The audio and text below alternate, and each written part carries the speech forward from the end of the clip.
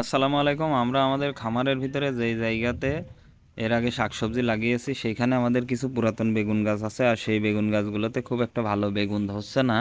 এর আগে আমরা কিছু গাছ কেটে দিয়েছি আর 2 লাইন মতো রেখে দিয়েছিলাম আমাদের বাড়িতে খাওয়ার জন্য, যেন দুইটা একটা করে পাই।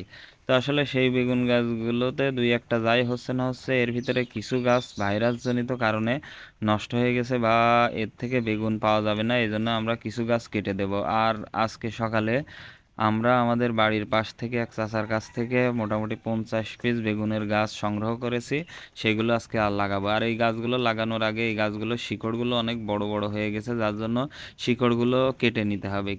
আর আমরা প্রথমে ভেবেছিলাম যে আমাদের যে পুরাতন বেগুন গাছগুলো আছে সেইগুলো কেটে দিয়ে এর পাশ দিয়ে আবার নতুন করে বেগুন গাছ লাগিয়ে দেবো। পরে চিন্তা করে দেখলাম যে এই বেগুন গাছগুলো থেকে আমরা যাই হোক দুই একটা করে বেগুন পাচ্ছি, সেইগুলো আসলে আমাদের খাওয়া চলছে। যদি এখন কেটে দিই আমাদের এই বেগুন গাছ হইতে মোটামুটি 2 থেকে 3 মাস সময় লাগবে, সেই ক্ষেত্রে আমাদের আবার বাজার থেকে বেগুন কেনা লাগবে। এই জন্যই আর কি সিদ্ধান্ত নিলাম যে ওই বেগুন গাছগুলো এক পাশে রেখে আমরা কিছুদিন আগে যে পেঁপে গাছ লাগিয়েছি তার ফাঁকে ফাঁকে আমরা এই গাছগুলো লাগাবো। কারণ পেঁপে গাছ আমাদের বড় হয়ে যাবে কিন্তু এর ভিতরে বেগুন হয়ে যাবে, এই জন্যই আর কি এই গাছগুলো লাগানো। আর আমরা এই বেগুন গাছ এবং পেঁপে গাছগুলো আমাদের জমির যে আইল আছে বা যে বর্ডার আছে সেই বর্ডারের পাশ দিয়ে লাগিয়েছি, যাতে আমাদের অন্যান্য শাকসবজির কোনো সমস্যা না হয়। আর এইগুলো যেহেতু দীর্ঘমেয়াদী ফসল, সেহেতু এইগুলো আসলে যে আমাদের মূল জমির বাইরে থাকলেই সব থেকে ভালো হয়। আমি আর রাসেল দুইজন মিলে এই বেগুন গাছগুলো লাগাচ্ছি। আর লাগানো শেষ করে আসলে বেগুন গাছগুলোর গোড়ায় একটু পানি